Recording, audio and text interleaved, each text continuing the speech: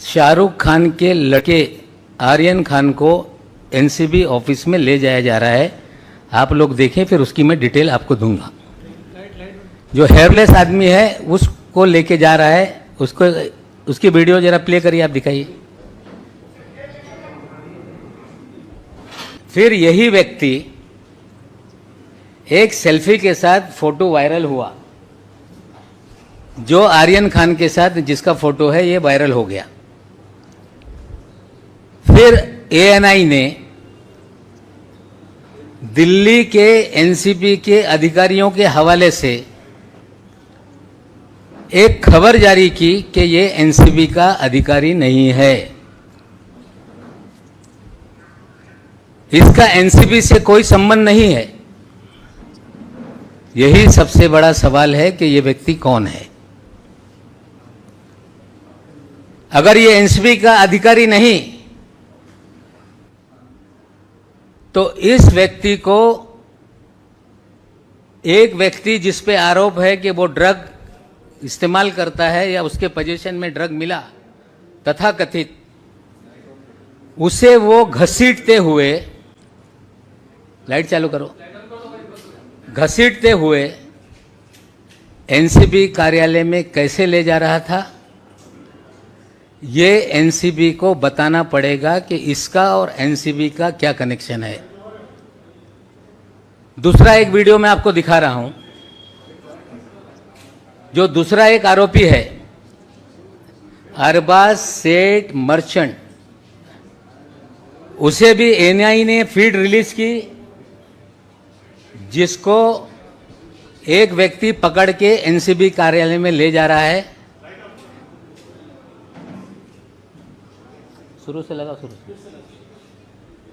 ये आदमी को देखिए जो लाल शर्ट पहना हुआ, फिर बताऊंगा।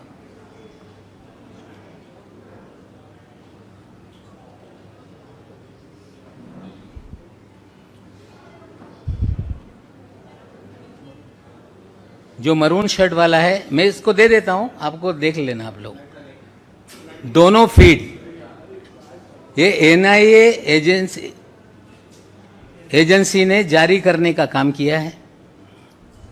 पहले वाले से एनसीबी ने कहा कि हमारा कोई ये अधिकारी नहीं है। पहले वाले का नाम है केपी गोसावी। जो दूसरा वाला व्यक्ति है जो अरबाज को ले जा रहा है, उसका नाम है मनीष भानुशाली। ये भी एनसीबी का अधिकारी नहीं है, ये भारतीय जनता पार्टी का उपाध्यक्ष है। इसकी प्रोफाइल पे जो जो फोटो है लोगों को दिखाने का काम करो। मनीष भानुशाली का, मनीष भानुशाली और फोटो नेक्स्ट नेक्स्ट। राष्ट्रीय है, मुंबई का है, ये बीजेपी बताएगी। उपाध्यक्ष लिखा हुआ है उसके प्रोफाइल पे। इन महाशय के फोटो देश के प्रधानमंत्री मोदी जी के साथ हैं। मनीष भानुशाली के फोटो अमित शाह जी के साथ हैं। मनीष भानुशाली के फोटो देवेंद्र फडणवीस के साथ हैं। मनीष भानुशाली के फोटो गुजरात के कई मंत्रियों के साथ हैं। मनीष भानुशाली के फोटो आशीष शेलार के साथ है, नड्डा साहब के साथ है, केंद्रीय मंत्री, रेल राज्य मंत्री के साथ है। एनसीबी को बताना पड़ेगा कि मनीष भानुशाली लाइट के और एनसीबी के क्या रिश्ते हैं। दो हाई प्रोफाइल एक्यूज, एनसीबी ने दावा किया कि क्रूज पे हमने छापा मारा, 3 दिन तक प्लानिंग चलती रही, 26 अधिकारियों के जरिए रेड की गई और जोनल ऑफिसर ने स्टेटमेंट दिया था कि हमने 8 से 10 लोगों को डिटेन किया है। उनकी भी बाइट है, मैं आपको थोड़ी देर में दिखाता हूं। बाद में खबर आई कि 8 ही आदमी थे। एक अफसर जो पूरी तरह से रेड को मॉनिटर कर रहा है, वेग स्टेटमेंट करता है कि 8 से 10 लोग थे। या तो 10 लोग रहे होंगे, 2 लोगों को छोड़ा गया। या 8 ही लोग थे, किसी और 2 लोगों को फ्रेम करने की साजिश एनसीबी ने की थी, ये स्पष्ट हो रहा है। और कुछ चीजें हैं, पहले वो बता देता हूं, फिर चीजों को फिर विस्तार से एक्सप्लेन करता हूं। जब ये सारा मामला शनिवार रविवार को टेलीविजन पे चल रहा था, रविवार को 8:30 बजे एनसीबी ने कुछ फोटोग्राफ और एक वीडियो रिलीज किया है क्राइम रिपोर्टर्स को। यह है वो फोटो। ये सारे फोटो कई चैनल पे चलाए गए। क्लेम किया गया कि इसमें चरस है, क्लेम किया गया कि इसमें कोकीन है, और फोटो क्लेम किया गया कि इसमें कोई केमिकल की टेबलेट्स है, और ये हमने सीज किया है। किसी भी रेड में सीजर करते समय उसका एक प्रोसीजर है, एनडीपीएस एक्ट में भी प्रोसीजर है। खबरें प्लांट की गई कि क्रूज से हमने पकड़ा है, लोगों के पास से हमने ये बरामद किया है। ये कोई भी मामला जो सैंपल के फोटो जारी किए गए, ये दिल्ली के एनसीपी से लोगों को जारी किया गया है। ये फोटो किसी क्रूज के नहीं है, ये फोटो किसी क्रूज टर्मिनल के नहीं है, ये फोटो जोनल डायरेक्टर के केबिन के अंदर के फोटो हैं। उसकी भी एक छोटी वीडियो आपको दिखाता हूं। वीडियो चला, वीडियो।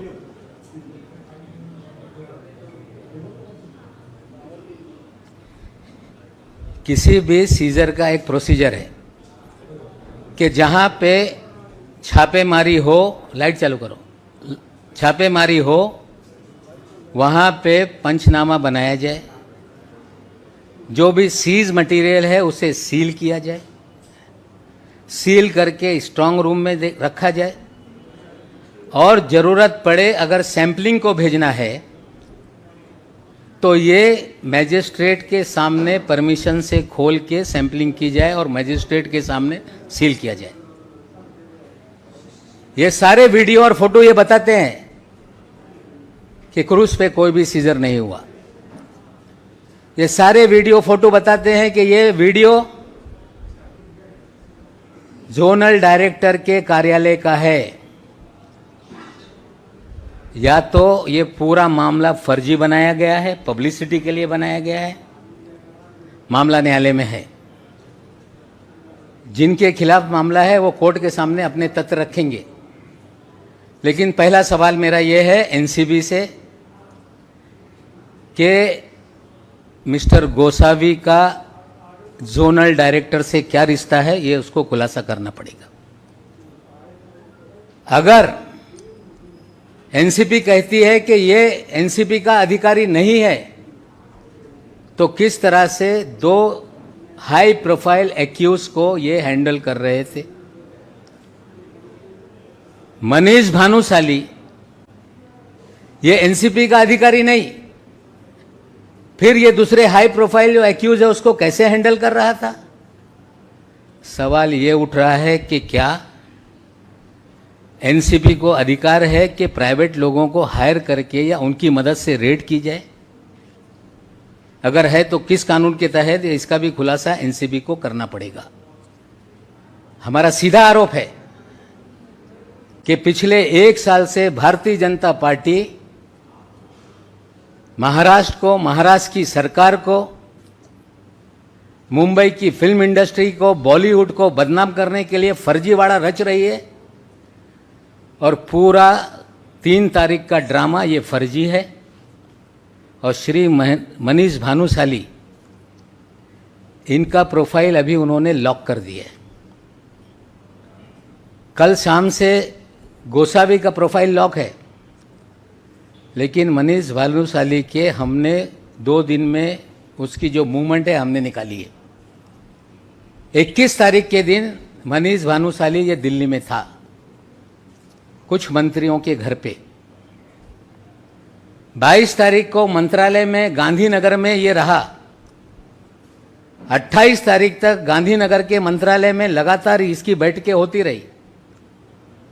और ये 21-22 तारीख की तारीख बहुत इम्पोर्टेंट है। भानुशाली 21-22 तारीख की तारीख इसलिए इम्पोर्टेंट है कि मुंद्रा पोर्ट पे गुजरात में 3,000 करोड़ के 27,000 करोड़ मुझे पता नहीं, लेकिन एक बड़ा अफगानिस्तान से ड्रग का कंसाइनमेंट पकड़ा गया।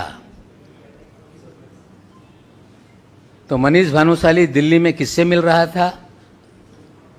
मनीष भानुशाली गुजरात में किन मंत्रियों के साथ बैठा था? 28 तारीख तक मनीष भानुशाली गुजरात के मंत्रालय में क्या कर रहा था? 28 को फिर बंबई आता है, फिर 1 तारीख के दिन फिर गुजरात में मंत्रालय में जाकर राणा नाम के एक मंत्री है उनके साथ बैठक करता है, और 3 तारीख को छापेमारी में लोगों को गिरफ्तार करता है। ये सारे सवाल के जवाब हमें लगता है कि एनसीपी को देना पड़ेगा। पूरा एनसीपी का इस्तेमाल भारतीय जनता पार्टी लोगों को बदनाम करने के लिए, अपने नेताओं और कार्यकर्ताओं को छापेमारी करवाने के लिए, जो लोग उनके खिलाफ है उसका इस्तेमाल किया जा रहा है। हमने सवाल खड़े किए हैं कि मनीष भानुशाली का गुजरात ड्रग का क्या कनेक्शन है, एनसीबी बताए। भारतीय जनता पार्टी बताए कि उनका उपाध्यक्ष राष्ट्रीय उपाध्यक्ष है, जो मोदी जी का एक्सेस है, जिसे अमित शाह जी का एक्सेस है, जेपी नड्डा का एक्सेस है। और मनीष भानुशाली को कौन सी जिम्मेदारी भारतीय जनता पार्टी ने दी है, ये दोनों लोगों को खुलासा करना पड़ेगा कि एनसीपी का भानुशाली का क्या कनेक्शन है, भारतीय जनता पार्टी का भानुशाली का क्या कनेक्शन है, और जो भी पिछले 1 साल में मुंबई शहर में बैठकर एनसीबी कर रही है, सारा फर्जीवाड़ा करके लोगों को बदनाम किया जा रहा है। जितने भी मामले बनाए गए, फिल्म वालों को टारगेट करके पब्लिसिटी लूटी गई। लगातार सारा देश का मीडिया अलग अलग लोगों को पूरी तरह से मीडिया ट्रायल करता रहा। मैं उम्मीद करता हूं कि आज सवाल जो मैंने उठाए हैं ये देश की जनता के सामने जाएंगे, और भारतीय जनता पार्टी का एनसीपी पे क्या प्रभाव है, एनसीबी के लोग प्राइवेट लोगों के जरिए लोगों को गिरफ्तार किस तरह से करा रहे हैं, इसका खुलासा बीजेपी और एनसीपी को करना होगा। और ये शुरुआत है, बहुत सारी चीज़ें एनसीबी को लेके हैं। समय समय पे चीज़ें मैं आपके सामने रखूंगा, और आप पत्रकारों से भी विनती करता हूं, खास करके क्राइम रिपोर्टर से, कि कोई अधिकारी फीड कर दे वो सच है ये मानकर आप खबरें ना चलाएं। कुछ तहकीकात आपको भी करनी है कि ये सच कितना है, झूठ कितना है। ये सारा मामला 3 तारीख का फर्जीवाड़ा है। गुजरात ड्रग कनेक्शन से भी कुछ कनेक्शन है। एनसीबी भारतीय जनता पार्टी के लोगों के साथ मिलकर लोगों को गिरफ्तार कर रही है, और ये जो सारे एविडेंस है मैं आपको व्हाट्सएप के जरिए सारी चीज़ें देता हूँ। और गोसावी ये क्लेम करता है कि ये प्राइवेट डिटेक्टिव है। गोसावी क्लेम करता है कि ये कोलालमपुर में रहता है। अब इतना बड़ा सब इंटरनेशनल कनेक्शन है। हमें लगता है कि दिल्ली के एनसीपी के मुखिया जो सवाल हमने खड़ा किए हैं उसका खुलासा करेंगे। अगर खुलासा नहीं करते हैं तो और सवाल कुछ दिनों में हम उनके सामने रखने का काम करेंगे।